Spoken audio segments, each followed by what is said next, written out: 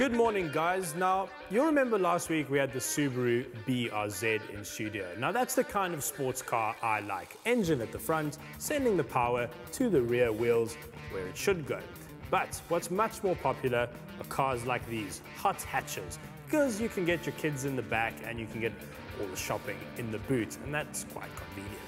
But these days, there's so many to choose from. Audi, BMW, Mercedes-Benz now has got one, Renault, Volkswagen, Opel. They'll all sell you something quite similar. So which one should you buy?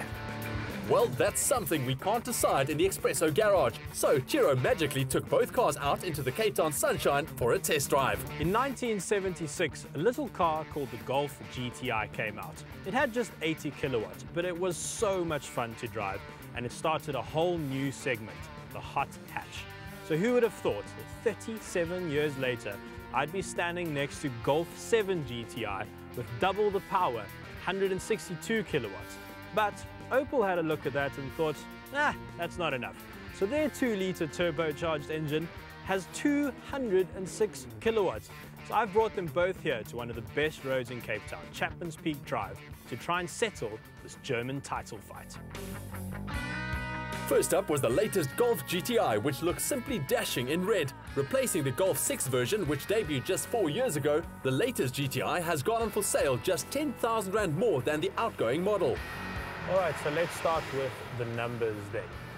162 kilowatts in this, 206 in the Astra, 350 Newton meters in this, 400 in the Astra. But the Opel needs all the power. This car is 200 kgs lighter, and that is a lot of weight to carry around. So 0 to 100 in this, 6.5, 6.2 for the Astra. Not much between them.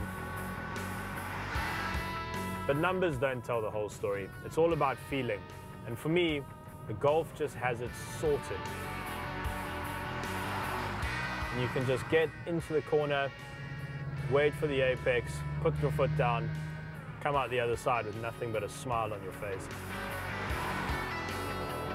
It feels like the Golf, it's been around a while, it's grown up, wants to go to university and study engineering. And you can really feel that when you throw it into the corners. It's just more planted, more settled, and gives you a lot more confidence as a driver.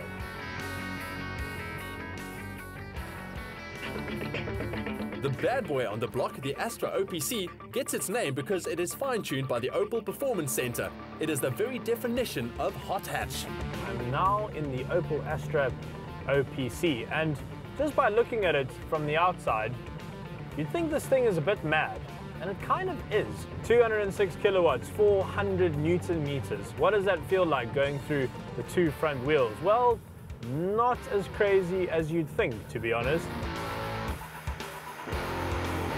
Opel's got this system called Hyperstrut, which manages torque steer. And they've done a really good job. It's actually quite manageable, this thing. Exterior, quite something. Looks the part, really does. Don't think I'd order mine in canary yellow though. Inside though, just feels like Opel's been left behind a little bit. There's little things in here that just aren't quite right. Principle of which is this gear change. Now when I change from third down into fourth, my elbow bumps the center thing. Did no one from Opel drive that and think that was a problem? It just seems a bit silly, really. Steering's hydraulic, I like that. Brakes are from Brembo, I like that. 20-inch wheels, I like that. Those look really good.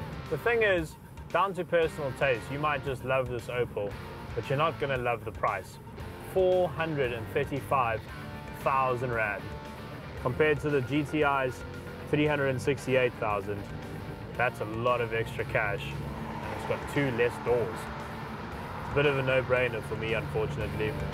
Car buyers are spoiled for choice these days. These are both such exciting cars, but while the Opel might outshine the GTI around the racetrack and impress with its power, if you need a comfortable, practical performance hatchback, the new Golf GTI has all the bases covered.